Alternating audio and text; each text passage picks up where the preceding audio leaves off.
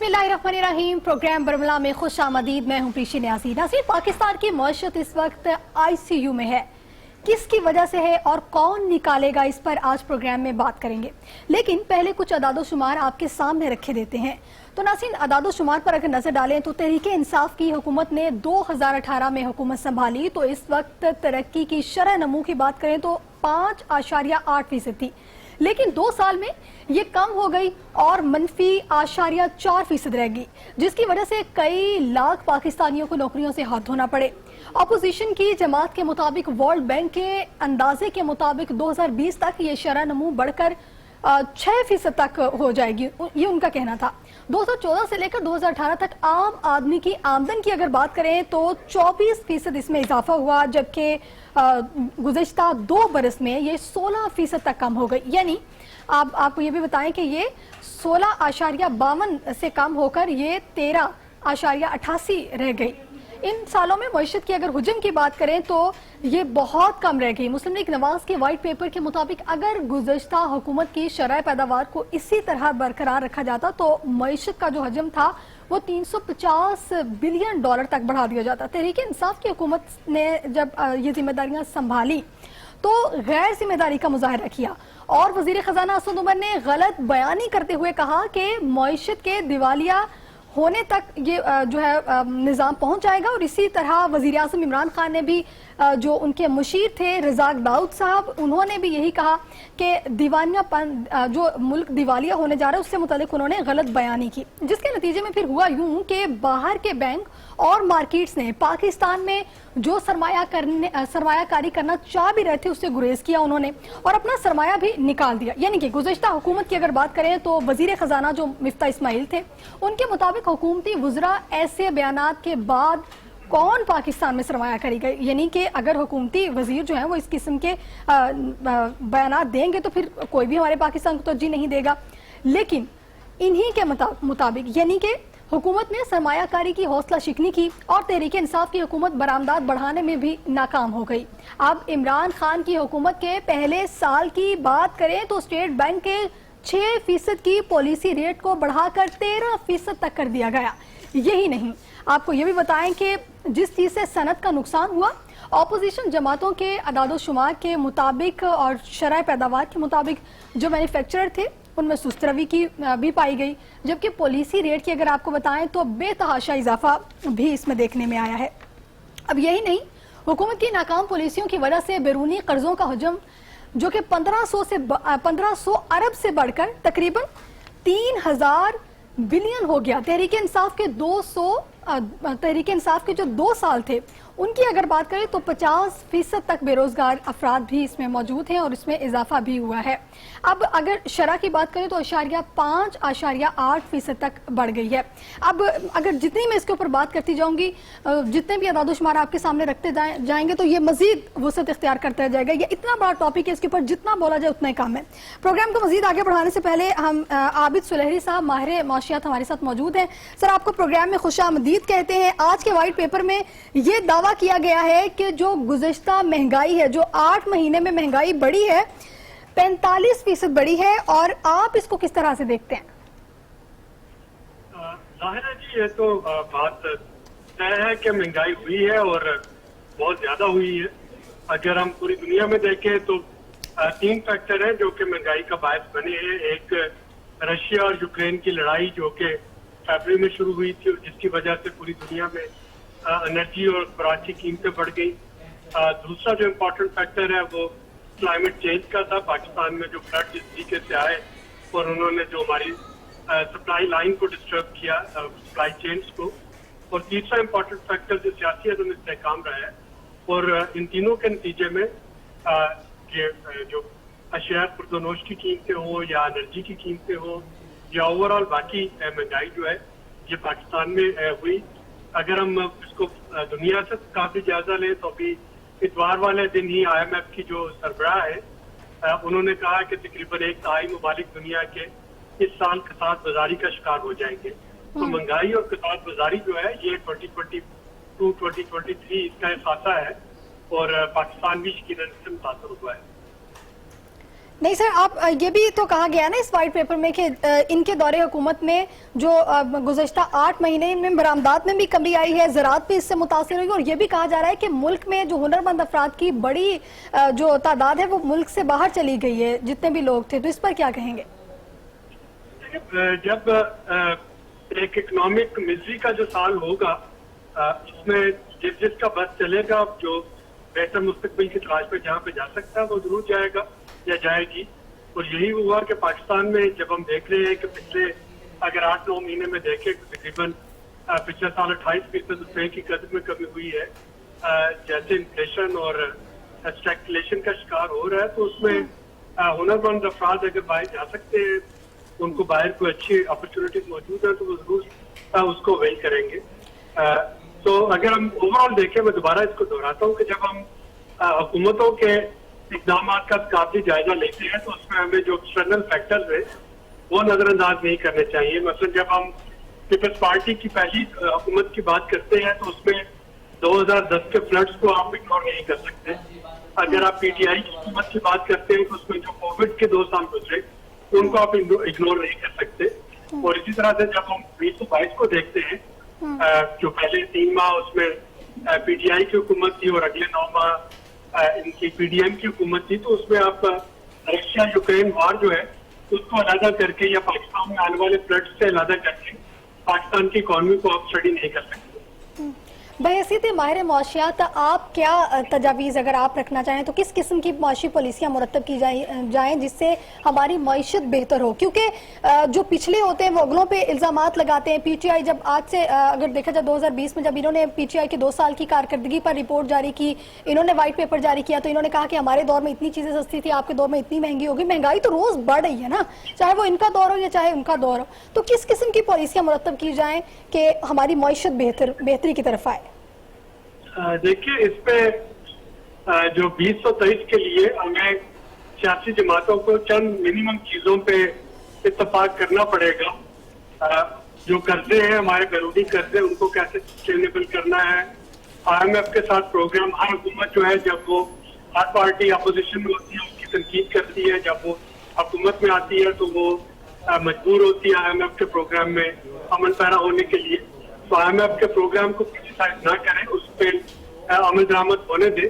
اور عمران خان صاحب نے پرسوں جو ہے، میں ان سے وہ اپریشیٹ کرتا ہوں کہ انہوں نے کہا کہ IMF میں جائے بغیر کوئی چارہ نہیں، کیونکہ جو بھی الیکشن کے بعد اگلی حکومت آئے گی اس کو IMF کے پاس جانا ہوگا اور اس کو کڑی شرائط پہ جانا ہوگا. اسی طریقے سے جو پرائیویٹائزیشن ہے، لیکن یہ جو بھی حکومت آتی ہے وہ IMF کے پاس جانا چاہتی ہے، لیکن معیشت ہمیشہ سیاست کی بھینٹ چڑھ جاتی ہے.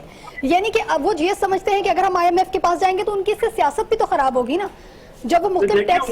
سیاست اسی لیے جی عابد سلہری صاحب سے رابطہ منقطع ہو گیا ہے. ہم ان سے معیشت پر ہی بات کر رہے تھے. ہمیشہ یہی دیکھا گیا ہے، انہوں نے بھی یہی کہا ہے کہ IMF کے پاس جو ہے وہ جانا چاہیے. IMF کی جتنی بھی جو بھی IMF کی جانب سے پھر شرائط ہوتی ہیں اس سے اکثر اسی سے لوگ جو ہے وہ ڈر جاتے ہیں، پھر اسی قسم کے ایلیگیشن جو ہے وہ لگائے جاتے ہیں. سب سیاسی بیانات دیتے رہتے ہیں. اگر پی ٹی آئی کی ہم بات کریں تو پی ٹی آئی کی جانب سے حکومتی پالیسیوں سے متعلق جو وائٹ پیپر جاری کیا گیا تھا اس میں انہوں نے جو تھے وہ نون لیگ پر جو تھے وہ الزامات لگائے تھے. اور اگر پی ٹی آئی کے جو مندرجات تھے انہی کے مطابق ان کی اندرونی اور بیرونی معاشی پالیسیوں کو سامنے رکھیں تو حکومتی پالیسیوں سے عوامی مشکلات میں مزید اضافہ ہی ہوتا نظر آ رہا ہے. کسی قسم کی عوام کو کسی قسم کا کوئی ریلیف نہیں ملتا. جبکہ اگر یہ بھی دیکھیں کہ اگر ڈالر کی قیمت کے حوالے سے بات کریں تو ڈالر مسلسل جو ہے وہ اس کی قیمت بڑھتی ہی چلی جا رہی تھی. تو ایک دوسرے کو یہ الزام تو دیتے ہیں لیکن اس سے مسائل کا حل نہیں نکلتا. یہ بھی دیکھا جائے کہ قلت سے امپورٹ میں کمی آئی ہے اور درآمدات میں 23 ارب ڈالر کا اضافہ بھی ہوا ہے، جبکہ برآمدات میں 10 ارب ڈالر کی کمی آئی. ناکام معاشی پالیسیوں پر ملکی صنعت کو سخت دھچکا بھی لگا ہے. پچھلے 8 ماہ میں لاکھوں ہنرمند افراد بے روزگار ہو کر، ابھی ہم نے عابد سلہری صاحب سے بھی یہی بات کی ہے کہ جب بے روزگاری سے تنگ آتے تو پھر وہ اس ملک سے جانے کا سوچتے ہیں. حکومتی پالیسیوں سے کسانوں کو نہ صرف یہاں پہ یہ نہیں ہے کہ ہم صرف عوام کی بات کریں بلکہ ہم ہر طبقے کی بات کریں. ہر طبقہ جو ہے وہ اس سے پسا ہے. نہ صرف جو ہنرمند افراد تھے وہ باہر گئے بلکہ جو ملک پہ کسان تھے ان کو بھی سخت معاشی مشکلات کا سامنا کرنا پڑا. اور جو ریٹرننگ ایجنسیز تھیں انہوں نے بھی پاکستان کی ریٹرننگ سی اور سی کر دی. तहरीक इंसाफ के चेयरमैन इमरान खान ने कहा है कि हुकूमत को मालूम है कि इसके पास IMF के पास जाने के सिवा कोई चारा ही नहीं है, जबकि IMF जाकर जिल्लत का सामना करना पड़ता है और इलेक्शन का नाम सुनकर इनकी टांकें कांपना शुरू हो जाती हैं। लाहौर में मीडिया से बात करते हुए उन्होंने ये भी कहा कि दो खानदान, यानी कि ये सिर्फ दो खानदान हैं जो गुज़िश्ता 30 साल से मुसलसल मुल्क को लूट रहे हैं। उन्होंने कहा बेहतरी की कहीं पर कोई गुंजाइश नजर नहीं आ रही, यानी कि 7.5 लाख पाकिस्तानी जो है वो मुल्क छोड़कर जा चुके हैं। और उन्होंने कहा है ये भी कि ये सिर्फ यही नहीं है, पाकिस्तानी मईशत का इस वक्त जो बेड़ा गर्क हो चुका है इससे लोग खौफ खा रहे हैं और वो पाकिस्तान को छोड़कर जाना चाह रहे हैं। अब इस सूरत हाल में पाकिस्तान किस सिमत में जा रहा है, यानी कि गुज़िश्ता 7 से 8 माह में जो कुछ भी हुआ है इसकी मिसाल नहीं मिलती, यानी कि ये एक भयानक तस्वीर है जो इस वक्त हमारे सामने है। यानी ओवरसीज पाकिस्तानी मुल्की हालात से बहुत मायूस हो चुके हैं, जबकि कहानियां ये सुनाई जा रही हैं कि मुल्क में सब कुछ सही चल रहा है। वो आते हैं वो कहते हैं हम बेहतर है, वो आते हैं वो कहते हैं हम बेहतर है। जबकि इमरान खान ने कहा है कि ये चाहे कान भी पकड़ ले मगर हल सिर्फ और सिर्फ इलेक्शन है। यानी इनकी आपस की ये सिर्फ इनको ये नहीं है कि मुल्क की मईशत ख़राब हो रही है, मुल्क तबाह हो रहा है, अवाम पिस रहे हैं, किसान रुल रहे हैं, मुल्क में जो भी हो रहा है इनको अपनी सियासत की पड़ी है। इलेक्शन की बात हो रही है, सैलाब आ रहे हैं, अवाम मर रहे हैं, अवाम यहाँ पे इलेक्शन की बात हो रही है, वो कह रहे हैं हमारा दौर ठीक था, ये कह रहे हैं हमारा दौर ठीक था। पाकिस्तान में हर तरफ मायूसी की लहर फैली हुई है, कहीं पर लोगों के पास करने के लिए कुछ भी नहीं है। इन्हें बस ये लग रहा है कि IMF के पास जाने के अलावा हमारे पास कोई चारा नहीं है, यानी कि IMF जाकर ये साबित करना चाहते हैं कि हम जो है वो तमाम तर निज़ाम में बेहतरी लाएंगे।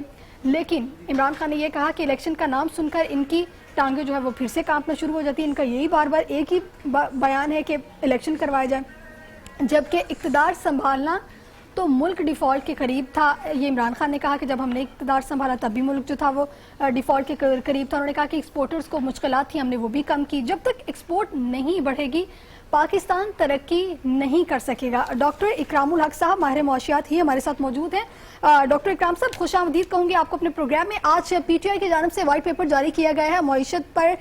उन्होंने भी ये कहा कि गुज़िश्ता 8 माह में 45% तक महंगाई बढ़ी है, क्या कहेंगे आप इस पर?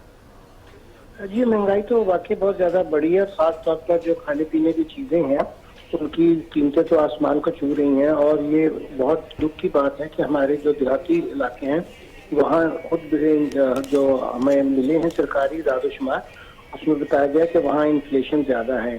तो ऐसे मुल्कों में जहाँ पे एक जमाने में हम इतना ज्यादा गल्ला पैदा करते थे और इतनी खाने पीने की चीजें होती थी उसमें खुद कतील थे बल्कि एक्सपोर्ट भी करते थे, अब देखें तो हम बाहर से उसकी दरामद भी करते हैं और उसकी कीमतें इतनी ज्यादा हो गई हैं कि आम लोगों की पहुंच से बिल्कुल वो बाहर हो चुकी हैं। तो ये बात बिल्कुल सही है कि महंगाई जो इस दौर में हुई है वो तो कभी भी नहीं हुई थी और ये जो सरकारी दादोशुमार हैं ये भी अभी सही तस्वीर पेश नहीं कर रहे हैं। देखा जाए तो ये महंगाई की सतह इससे भी कहीं ज्यादा है। नहीं तो बहैसियत माहिर मुआशियात आप क्या देखते हैं कि किस किस्म की पॉलिसियां मुरतब की जाएं कि ये जो मुल्क में ये भी देखा जा रहा है ना कि महंगाई मुसलसल बढ़ रही है तो मुल्क डिफ़ॉल्ट की तरफ जा रहा है और अगर मुल्क इस सूरत में दिवालिया हो जाता है तो हमें अपनी मईशत को कैसे संवारना होगा उस दिन के आने से पहले पहले? ये जाहिर है कि इस वक्त तो पाकिस्तान की मईशत की जो हालत है वो तो बहुत बुरी है और इसका जो है वो सबूत ये है कि मुसलसल 2-3 दफ़ा नेशनल सिक्योरिटी काउंसिल की आपने देखा कि दफाई की मीटिंग भी हुई है और उसमें खास तौर पर कहा गया है कि हमें फौरी तौर पर इसकी तरफ तवज्जो देनी होगी। जो हुकूमत की पॉलिसीज हैं इस बारे में वो कुछ ज़्यादा अच्छी नहीं है क्योंकि एक तो वो अपने अखराजात पे बिल्कुल कंट्रोल नहीं कर रहे हैं और इस वक्त हमारी सबसे बड़ी काबीना है और दूसरा ये कि जो सूद की मद में हमें बहुत ज़्यादा पैसा देना पड़ता है उसको कर्जों के बोझ को ख़त्म करने के लिए हमें अपनी मईशत के अंदर पैदावारी सलाहियत को ज्यादा करना होगा। यहाँ हमें इन्वेस्टमेंट जो है वो ज्यादा से ज्यादा सरमायाकारी की जरूरत है ताकि लोगों को रोजगार भी मिले। जहाँ तक महंगाई को खत्म करने के लिए है उसके लिए तो जाहिर है कि हमें अपनी जो तवानाई की इस वक्त कीमतें हैं उसको नीचे लाना चाहिए, शरह सूद जो है उसको भी कम करना चाहिए और इसके अलावा अपनी बरामदात की तरफ तवज्जो देनी चाहिए। और जब तक हम ये चीजें नहीं करते हैं और अपना गर्दिशी कर्जा जो है वो उसको खत्म नहीं करते हैं तो बहुत मुश्किल है कि हम इस माशी सूरत हाल को संभाल सके और आगे जाकर हमारे लिए और भी मुश्किलात बढ़ेंगी। जहाँ तक टैक्सों के निज़ाम का मामला है वहाँ पे भी बेजा मराहत दे रखी हैं اور اس وقت جو ہے ہماری برات 1 ٹریلین سے بھی زیادہ ہیں. اگر ہم ان کو ختم کریں اور سارے لوگوں سے مناسب طور پر ٹیکس لیں اور ساتھ حکومت اپنے خرچے کم کرے اور لوگوں کی فلاح و بہبود کی طرف توجہ دے اور جو ان کو ہیلتھ اور ایجوکیشن کی ضرورت ہے وہ اس پہ خرچہ کرے, نہ کہ غیر ضروری اخراجات کے اوپر پیسہ ضائع کرے. اب آپ دیکھ رہے ہیں کہ صوبائی حکومتوں کو بہت بڑی رقم ملتی ہے جو وہ وفاق کے ٹیکسوں میں اس وقت 57.5% کے حصے دار ہیں, مگر کوئی بھی ان کے پاس بجٹ نہیں ہوتا جس میں وہ لوگوں کی صحت کے بارے میں, لوگوں کی تعلیم کے بارے میں صحیح توجہ سے کام کر سکیں اور پیداواری صلاحیت کو بڑھا سکیں. یہ ساری چیزیں ظاہر ہے آپس میں مربوط ہیں. جب تک ہم یہ سارے کام نہیں کریں گے, یہ اصلاحات نہیں کریں گے, بڑی بڑی حکومتی کارپوریشن ان میں جو اربوں روپے کے خسارے ہیں ان کو ختم نہیں کریں گے, جو ہمارا گردشی قرضہ اس کو ختم نہیں کریں گے, تو یہ تکالیف بڑھتی جائیں گی. تو آپ کو لگتا ہے کہ ان تمام تر چیزوں کا حل صرف IMF ہی ہے؟ کیا IMF کے پاس جانے سے ہمارے تمام مسائل حل ہو جائیں گے؟ نہیں, IMF تو یہی کہے گا کہ آپ یہ اصلاحات کریں, وہ تو یہ 22واں پروگرام ہے یا 23واں, ہم یہی کرتے رہیں گے اور اگلی حکومت پھر ایک جو بھی آئے گی لوگوں سے ووٹ لے کر وہ پھر ایک نئی IMF کے پروگرام میں جا چکی ہوگی. تو IMF کو چھوڑیں, ہمیں IMF بھی وہی کہتا ہے کہ آپ یہ اصلاحات نہیں کرتے اس لیے یہ پرابلم آتی ہے. ظاہر ہے جب ہم نہیں کرتے تو پھر وہ اپنی شرائط اور بھی سخت کرتے جاتے ہیں. وہ کہتے ہیں کہ کم از کم آپ اتنے پیسے جو اکٹھے کریں جس سے آپ اپنے جاری اخراجات ہی پورے کر سکے. چلے اگر ہم اس میں سے سود کی رقم نکال بھی دیں, مگر ہم وہ سود کا قرضہ بھی بڑھائے جا رہے ہیں, سود کی رقم بھی بڑھائے جا رہے ہیں, ہماری جو روپے کی قدر ہے وہ بھی گرتی جا رہی ہے, ہمارے جو ذخائر ہیں وہ بہت تیزی سے گر رہے ہیں. تو یہ ساری چیزیں پاکستان کی ایک اس طرف علامات کی طرف اشارہ کرتی کہ کہیں نہ کہیں ہم اپنے معیشت کے ڈھانچے میں وہ بنیادی تبدیلیاں نہیں کر رہے جس سے ہم ایک پائیدار جو ہے وہ معیشت قائم کر سکیں. تو یہ اس کے لیے اصلاحات کرنی پڑیں گی. تو اکرام الحق صاحب, کون کون سے وہ شعبے ہیں آپ کو لگتا ہے, آپ نے اصلاحات کی بات کی ہے تو معیشت کو مستحکم کرنے کے لیے کون کون سے شعبے ہیں جن میں اگر یہ سب سے پہلے تو یہ ہے کہ ہم جو اپنے غیر ضروری حکومتی اخراجات ہیں اس میں کمی کریں, کم از کم بھی 30-40% کی کمی کرنی چاہیے اس میں. دوسرا یہ کہ توانائی کے شعبے کے اندر جو چوری ہوتی ہے, جو لائن لاسز ہوتے ہیں اس کو ہم ختم کریں اور جو گردشی قرضہ ہے اس کو ختم کریں تاکہ نزدی کی قیمت جو ہے وہ مناسب آئے اور لوگوں کو جو بجلی ہے اور جو گیس ہے وہ صحیح مل سکے اور اس کے نرخ بھی ظاہر اس کے اوپر صنعتیں بھی چلنی ہیں. تو اتنی مہنگی بجلی خرید کر تو پھر ہم کوئی ایسی نہیں بنا سکتے گڈس جس کو ہم سستا بیچ سکیں یہاں بھی اور باہر بھی اس کو ایکسپورٹ کر سکیں. پھر اس کے بعد ہمیں اپنے ٹیکسوں کے نظام میں جو ہے وہ درست کی کرنی ہوگی, ہر ایک سے اس کی صلاحیت کے حساب سے ٹیکس لے کر اس کو مناسب طریقے سے خرچ کرنا ہوگا. چوتھا یہ ہے کہ جو قرضوں کا بہت بڑا ہم پہ بوجھ ہے اس کو بھی ہم کم کریں. اور اس کے علاوہ میں نے عرض کیا تھا کہ بڑی بڑی جو ہماری اس وقت گورنمنٹ کی کارپوریشن ہیں یا کمپنیز ہیں ان کو بالکل ہمیں ری اسٹرکچر کرنا چاہیے اور ان کو منافع بخش بنانا چاہیے. اور کیونکہ اتنے بڑا خسارہ جو ہے لوگوں کی ظاہر ہے کہ یہ ٹیکس پیئر کے اوپر بھی بوجھ ہوتا ہے اور پھر ہمیں اس کے لیے مزید قرضے لینے پڑتے ہیں. یہ مزید قرضوں کے جال سے بچنے کے لیے ضروری ہے کہ یہ جہاں جہاں بھی بڑے بڑے ہولز ہیں ان کو ہم ختم کریں اور ٹیکسوں کے نظام کو درست کرتے ہوئے پھر اپنے اخراجات پہ بھی کنٹرول کریں. اور جو ہمارے قومی پیداوار ہے اس کو بڑھانے کے لیے جو ہمارے اب اس وقت قدرتی وسائل کو بھی ہم صحیح طریقے سے پروے کار نہیں لا رہے, مگر انسانی وسائل کے اوپر بھی ہم توجہ نہیں دے رہے. ہماری پاس جو ینگ لوگ ہیں وہ دنیا میں سب سے زیادہ ہیں, 60% زیادہ لوگ ہمارے ینگ ہیں. جب تک ہم ان کو کوئی اب سکلز نہیں سکھائیں گے, ان کو روزگار نہیں دیں گے تو ملکی پیداوار نہیں بڑھے گی اور آبادی بس بڑھتی رہے گی اور ہم پہ بہت زیادہ سے زیادہ جو ہے وہ قرضوں کا بھی بڑھتا جائے گا اور پیسہ بھی نہیں ہوگا جو ہم اپنے دفاع کے لیے اور دوسری چیزوں کے لیے استعمال کر سکیں. تو قومی دفاع بھی دراصل اچھی معاشی پالیسیوں سے آتا ہے. اگر آپ کی معیشت اچھی ہے تو آپ کا دفاع بھی اچھا ہے. اور ان ساری چیزوں کے لیے ضروری ہے کہ جو میں نے عرض کی ہیں ان چیزوں کے اوپر کام کیا جائے. نہیں تو ابھی جیسے آپ نے یہ ساری تمام تر معاملات پر بات کی ہے, تو کیا حکومتی سطح پر اس طرح کی کوئی معاشی ٹیم, آپ کو نہیں لگتا کہ ایک معاشی ٹیم بنانی چاہیے جو اس طرح کی چیزیں تمام تر لاہے عمل ایک مرتب کرے, اس کے اوپر ہماری معیشت چلے تو ہمارا ملک ڈیفالٹ ہونے سے بچ سکتا ہے؟ ظاہر ہے کہ ابھی یہ آپ نے دیکھا کہ 2-3 دنوں سے جو آپس میں صلاح و مشورہ جاری تھا, ساری طرف سے یہی کہا جا رہا ہے جو ریاستی ادارے ہیں ان کو بھی اپنی صلاحیت کو ٹھیک کرنا اور یہاں کے جو ہماری اپنی ہیں ضروریات اس کے مطابق ڈلیوری کا سسٹم ٹھیک کرنا ہوگا. تو چاہے ہماری وہ سول سروس کی ریفارمس ہوں جو ابھی عرصے سے دراز سے نہیں ہوئی، کیونکہ انتظامیہ بھی اس قابل نہیں رہی کہ وہ لوگوں کو ڈلیور کر سکے. پھر نیچے جو ہم لوکل باڈیز کے الیکشن نہیں کراتے ہیں اور نیچے اس سطح کے اوپر ٹیکسز اکٹھا کر کے انہی لوگوں کے خرچ نہیں کرتے ہیں، تو لوگوں میں اعتماد جو ہے وہ بحال نہیں ہوتا ہے. تو اب ساری دنیا میں یہی ہوتا ہے کہ جو لوکل گورنمنٹس ہوتی ہیں وہ ٹیکس اکٹھا کرتی ہیں، پراپرٹی ٹیکس اکٹھا کرتی ہیں وہیکلس پر، اس سے پھر پورے اخراجات اپنے پورے کرتی ہیں. یہاں لوکل باڈیز کے الیکشن کرانے کو ہم تیار نہیں ہیں، تو ہمیں جو بھی آئین پاکستان میں یہ چیزیں درج ہیں اس کے اوپر عمل کرنا ہوگا، اور اس کے ساتھ پھر یہ ایک مربوط طور پر جو قومی، یہ نہیں کہ صرف فیڈرل گورنمنٹ، 7 صوبے بھی ملے، کیونکہ صوبے بالکل ٹیکس اکٹھا نہیں کرتے امیر لوگوں سے، جبکہ 18ویں ترمیم کے بعد جتنے بھی ایسے ٹیکس ہیں یہ ان کو دے دیے گئے ہیں، مگر وہ لگاتے ہی نہیں ہیں کیونکہ اسمبلیوں میں وہی لوگ بیٹھے ہوئے ہیں. تو اب ان لوگوں کو بھی سوچنا چاہیے کہ اگر وہ پاکستان میں رہ کے اور پھر بھی اپنا فائدہ رکھنا چاہتے ہیں تو انہیں پاکستان کی معیشت کو تو قائم رکھنا ہوگا نا، ورنہ وہ پھر اگر اقتصاد بھی کرنا چاہیں گے تو کس کا اقتصاد کریں گے جب معیشت ہی نہیں ہوگی. تو اگر یہی ہے کہ معاشی پالیسیاں جو ہیں وہ اگر اچھے طریقے سے مرتب کی جائیں. اچھا، اگر ہم یہ بھی بات کر رہے ہیں ہماری برآمدات میں ہی اگر اضافہ ہو جائے، اور اگر ہم اپنی برآمدات کو ہی برآمدات کے اوپر اگر ہم برآمدات کے اوپر ہی بہتری لائیں تو اس سے بھی تو ہماری معیشت بہتر ہو سکتی ہے نا. یہ ظاہر ہے برآمدات کرنے کے لیے پھر 2-3 چیزوں کی ضرورت ہوتی ہے. ایک تو یہ کہ آپ کے پاس انفراسٹرکچر صحیح ہو، بجلی کی قیمت یا جو بھی توانائی اس میں استعمال ہونی ہے وہ ٹھیک ہو، آپ کے پاس جو اقتصادی مسائل ہیں وہ ٹرین ہو، پھر جو را مٹیریل ہے وہ آپ کو سستے داموں مل رہا ہو.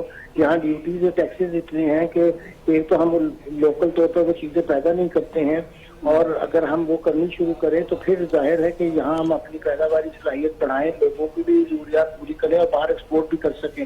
جو بہت سی چیزیں ہم امپورٹ کرتے ہیں اگر ان کی سبسٹیوشن جہاں کی جائے، یہاں ان کی صنعتیں لگائی جائیں تو اس سے لوگوں کو روزگار بھی ملے گا.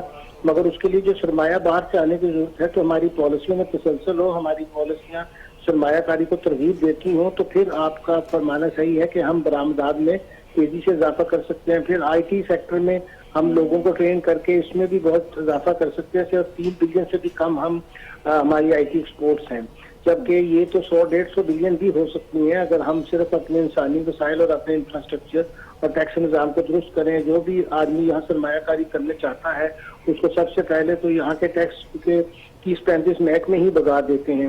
تو یہ اس طرح کی چیزیں جو ہے پاکستان میں ٹھیک نہیں ہوں گی تو سرمایہ کاری نہیں ہوگی. جب ہمارے اپنے لوگ یہاں سے سرمایہ اٹھا کر دبئی اور جگہ پہ لگا رہے ہیں تو پھر باہر کے لوگ پاکستان میں کیوں آئیں گے؟ کیونکہ یہاں سرمایہ کاری کے لیے ماحول سازگار نہیں ہے.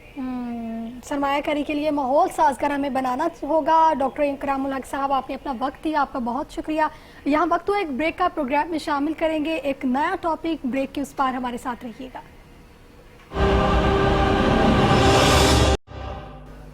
پروگرام برملا میں آگے بڑھتے ہوئے اب کچھ بات کر لیتے ہیں توانائی بچت کے حوالے سے. تو آج ایک اہم وفاقی کابینہ کی جانب سے پریس کانفرنس کی گئی ہے جس کے مطابق کراچی، لاہور، اسلام آباد سمیت ملک بھر میں مارکیٹس رات 8:30 بجے بند ہو جائیں گی، جبکہ شادی ہالس کے اوپر بات کریں تو یہ 10 بجے بند کرنے کا کہا جا رہا ہے. جبکہ وفاقی کابینہ نے توانائی کی بچت کے پیش نظر یہ منظوری دی ہے. حکومت نے ملک بھر میں شادی ہالس رات 10 بجے اور مارکیٹ 8:30 بجے تک بند کرنے کا بھی اعلان کیا ہے. اور آپ کو یہ بھی بتائیں کہ وفاقی وزیر دفاع خواجہ آصف نے کہا ہے کہ سرکاری اداروں کے بجلی کے استعمال میں 30% تک کمی بھی لائی جا سکتی ہے. اب یہی نہیں، اسی منصوبے سے سالانہ 62 ارب روپے تک جو ہے انہوں نے کہا ہے کہ بچائے جا سکتے ہیں. فوری پلان کی اگر بات کریں تو انہوں نے کہا ہے کہ یہ پلان فوری طور پر نافذ ہوگا. اور ان کا مزید یہ بھی کہنا ہے کہ پاکستان کی روٹین ساری دنیا سے مختلف ہے. انہوں نے کہا ہے جہاں مارکیٹس اور ریسٹورنٹ جو ہے وہ 1-2 بجے تک کھلے رہتے ہیں، جبکہ دیگر دنیا کی انہوں نے بات کی تو انہوں نے کہا ہے کہ جتنے بھی دنیا کے ممالک ہیں وہاں 6 بجے سب کچھ بند ہو جاتا ہے. اور صرف پاکستان ہی ہے خواجہ آصف صاحب کے اکارڈنگ کے جہاں پر رات کے 1 بجے تک جو ہے وہ بازار کھلے رہتے ہیں. دفاتر کے حوالے سے بات کی ہے تو انہوں نے یہ کہا ہے کہ ہمارا طرز زندگی جو ہے وہ بدلنے کی ضرورت ہے. ہماری انہوں نے کہا ہے کہ عادات و اعتبار باقی ساری دنیا سے مختلف ہے. وزیر دفاع خواجہ آصف نے یہ بھی کہا کہ 1 جولائی کے بعد بجلی سے چلنے والے پنکھے تیار نہیں کیے جائیں گے. ہم گرمیوں میں 29,000 میگا واٹ بجلی استعمال کرتے ہیں، جبکہ 17,000 میگا واٹ بجلی سردیوں کی نسبت استعمال کرتے ہیں.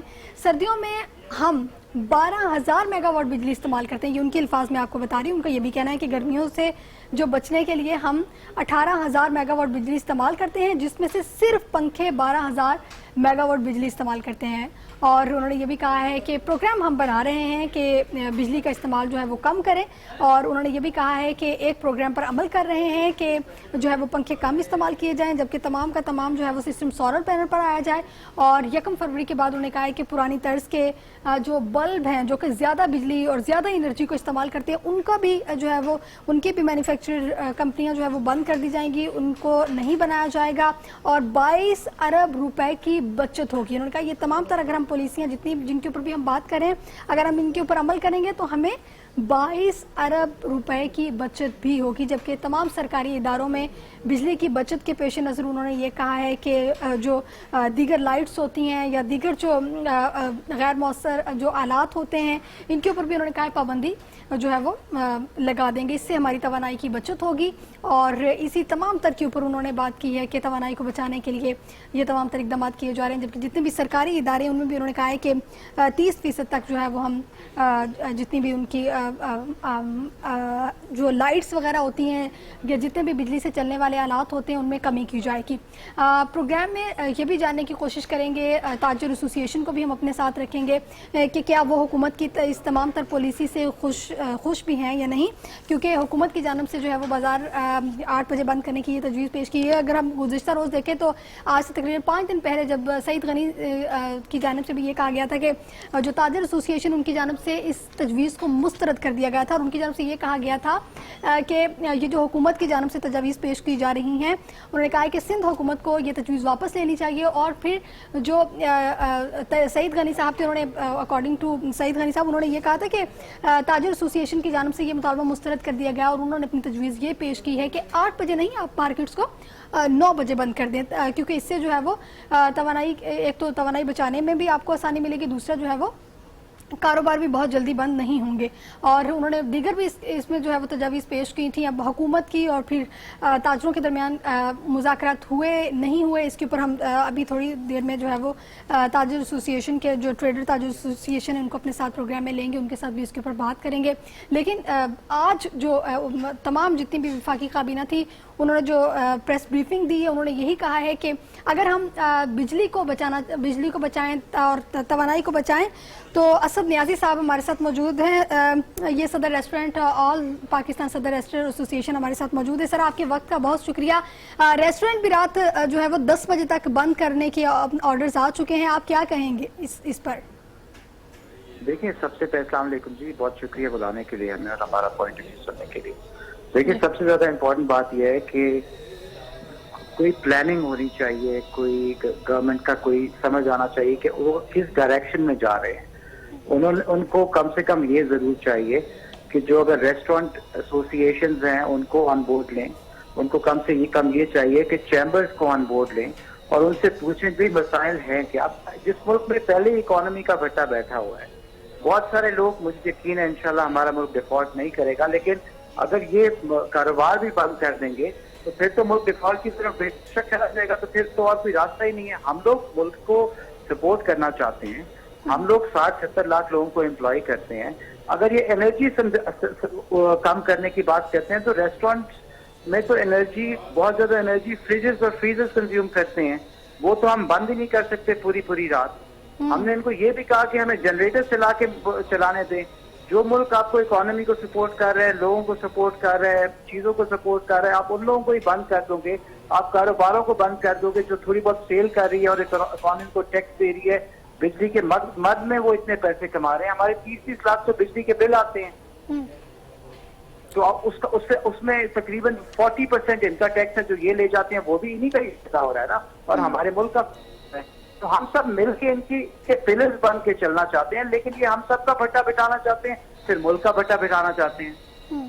नहीं तो अगर आपकी बात नहीं मानी जाती जैसे कि आप कह रहे हैं, तो फिर आपकी जानिब से क्या रिएक्शन आएगा? देखिए जी, हम कोर्ट में जाएंगे, हम प्रोटेस्ट करेंगे, हम पूरा लाहौर रेस्टोरेंट एसोसिएशन प्रोटेस्ट करेगा, इस्लामाबाद रेस्टोरेंट एसोसिएशन प्रोटेस्ट करेगा और कराची रेस्टोरेंट एसोसिएशन प्रोटेस्ट करेगा, all Pakistan restaurant association protest करेगा, और हम हर ताजिर बरादरी के पास जाएंगे اور ان کو کہیں گے کہ اس کے اگینسٹ ہمارے ساتھ پروٹیسٹ کریں، اور یہ فیصلہ تو بالکل ہی ناقابل قبول ہے۔ اگر یہ اس فیصلے کو کسی اور ملک سے کہتے ہیں جی یو کے میں یا امریکہ میں 6 بجے چیزیں بند ہو جاتی ہیں، تو وہ یو کے اور امریکہ ہے، وہ پھر اس سے پہلے ان کو فوائد بڑے دیتے ہیں، اور ان کا کام کرنے کا طریقہ، جہاں تک ریسٹورینٹ انڈسٹری کا تعلق ہے، وہاں پوری دنیا میں کہیں بھی، نہ لندن میں، نہ دبئی میں، نہ امریکہ میں، نہ نیو یارک میں، کہیں بھی رات لیٹ تک ریسٹورینٹ کھلے رہتے ہیں۔ لیکن خواجہ آصف صاحب نے تو آج صاف صاف کہا ہے، انہوں نے کہا پوری دنیا میں تمام کاروبار 6 بجے بند ہو جاتے ہیں، صرف پاکستان واحد وہ ملک ہے جہاں پر 1 بجے تک دکانیں کھلی رہتی ہیں۔ ان کو کہیں جی پوری دنیا میں لا اینڈ آرڈر ہوتا ہے، پوری دنیا میں ایک نظام ہوتا ہے، پوری دنیا میں انصاف ہوتا ہے۔ یہ پاکستان ہے جہاں پہ غریب تر ہوتا جا رہا ہے اور ہر انسان پریشان ہے۔ اس میں ایک ہی چیز بچا سکتی ہے اکانومی کی، وہ کاروبار، لوگ محنت کریں، کام کریں، ٹیکس دیں اور امپلائمنٹ جنریٹ کریں۔ یہ تو اور انہوں نے یہ بھی کہا ہے کہ تمام تر سب کچھ سوچنے کے بعد ہم اس نتیجے پر پہنچے ہیں کہ تمام مسائل کا حل جلدی کاروبار بند کرنا ہی ہے۔ اگر اب میں ان کو اتنے مجھے لگتا ہے کہ اس کا تجربہ کافی ہے، اور یہ ورنہ وہ اس طرح کے نالائق بیان تو نہیں دینا چاہیے ان کو کہ کاروبار جو ہے وہ بند کر کے کسی ملک کا فائدہ ہو سکتا ہے۔ میں نہیں مان سکتا کہ کسی بھی ملک کا فائدہ کاروبار بند کر کے ہو سکتا ہے۔ ایک پالیسی لے کر آئیں جس میں فائدہ، اور اس پالیسی میں ریزننگ لے کر آئیں۔ بغیر ریزن کے کوئی بھی بات کر دیتے ہیں اور کہتے ہیں جی ملک کا فائدہ ہوگا۔ کیسے ملک کا فائدہ ہوگا ان کو بتائیں تو صحیح، اور ان کا ملک کے لیے پلان کیا ہے، انہوں نے ملک کے لیے کیا کیا ہے آج تک؟ یہ کہہ رہے ہیں کہ اس چیز میں ملک پہ فائدہ ہوگا۔ اچھا، اگر آپ کو مشاورت کے لیے بلایا جاتا ہے تو آپ کی جانب سے کیا تجاویز ہوں گی؟ اگر وقت کے اوقات کار کو لے کر اگر دیکھیں تو کیا کہیں گے آپ؟ کون سا وقت ہوگا؟ 8 ہے تو 9 بجے تک کا آپ تجویز دے دیں گے؟ دیکھیں ہماری طرف سے تجاویز یہ ہوگی کہ جتنی بھی انڈسٹریز ہیں جو کاروبار کر رہی ہیں ان کے سٹیک ہولڈرز کو بلائیں اور ان کا پوائنٹ آف ویو سمجھے کہ ان کی انڈسٹری کس وقت پہ کام کرنا چاہتی ہے اور کس وقت پہ ان کے کام میں فائدہ ہے ان کو، ٹھیک ہے؟ اور اس حساب سے ہم سب کے ساتھ بیٹھیں اور پھر اس کے بعد ڈیسیجن میکنگ کریں۔ یہ نہیں ہو سکتا کہ نیشنل ایکشن پلان کا نام دے کے اسلام آباد میں کچھ لوگ بیٹھ کے 25 کروڑ لوگوں کی ایسی کی تیسی پھیر دیں، ایسا نہیں ہو سکتا جی۔ اور یہ ہمارے لیے، ہم بالکل اس کو ریجیکٹ کرتے ہیں، پورے پاکستان کی تاجر کمیونٹی نے اسے ریجیکٹ کیا ہے، اور آئی ایم ویری ہوپ فل کہ ہر انسان ہمارے ساتھ پروٹیسٹ کرے گا اگر یہ عمل درآمد ہوتا ہے۔ ٹھیک ہے، بہت شکریہ، آپ ہمارے ساتھ پروگرام میں موجود تھے۔ آج اہم فیصلہ حکومتی وزراء کی طرف سے یہ کیا گیا ہے، کابینہ کا پورا ایک وقت بیٹھا، انہوں نے پریس کانفرنس کی اور انہوں نے اس میں یہی طے کیا ہے کہ جو بازار ہیں ان کو 8:30 بجے بند کر دیا جائے گا، اور جو ریسٹورنٹ ہیں ان کو 10 بجے جو ہے وہ بند کر دیا جائے گا۔ اور ابھی ہمارے ساتھ صدر آل ریسٹورنٹ ایسوسی ایشن موجود تھے، اور انہوں نے بھی یہی کہا کہ ہم جو ہے وہ اس کو ریجیکٹ کرتے ہیں، اور ہم ان کی تجاویز کو، جو حکومتی تجاویز آ جائیں ہیں، ہم ان کو مسترد کرتے ہیں۔ اور انہوں نے یہ بھی کہا کہ اگر حکومت کی جانب سے اپنا فیصلہ واپس نہیں لیا جاتا تو ہماری طرف سے جو ہے وہ احتجاج ہوگا، اور ہم تمام جو تاجرز ہیں اور جو ریسٹورنٹ ایسوسی ایشن جتنے بھی سب لوگ ہم مل کر جو ہے وہ زبردست قسم کا احتجاج کریں گے۔ اور انہوں نے کہا ہے کہ کسی بھی مسئلے کا حل جو ہے وہ کاروبار کو بند کرنے سے نہیں ہے، بلکہ اس سے مسائل اور بڑھیں گے، اور اس سے مسائل میں کسی بھی قسم کی کمی واقع نہیں ہوگی، بلکہ مسائل اس سے مزید بڑھ سکتے ہیں۔ تو یہ ان کی جانب سے بھی کہا گیا۔ لیکن خواجہ آصف کے صاحب نے یہ کہا آج کہ مارکیٹس بند ہوں گی، اس سے ہماری توانائی جو ہے وہ محفوظ ہوگی، اور جب ہم توانائی کو جو ہے وہ محفوظ کریں گے اور تو ہمارا ملک جو ہے وہ اس سے ترقی کرے گا۔ لیکن وہ یہ بھول گئے کہ ایک طرف سے وہ یہ سوچ رہے ہیں کہ توانائی ہم بڑھائیں گے، لیکن دوسری طرف ہمارے جو عوام ہیں ان کے روزگار پہ بہت اثر بھی پڑ سکتا ہے۔ ضروری نہیں ہے کہ یہ ساری چیزیں کرنے کے بعد ہم یہ کہیں کہ ہم خوشحالی کی طرف بڑھ رہے ہیں، تو ہم ایک چیز بند کر رہے ہیں اور دوسری چیز کو ہم جو ہے وہ بچانے کے لیے، لیکن اس سے جو ہے وہ ملک میں روزگاری بھی بڑھ سکتی ہے۔ تو پروگرام میں واپس آئیں گے اس بریک کے بعد، آپ ہمارے ساتھ ہی موجود رہیے۔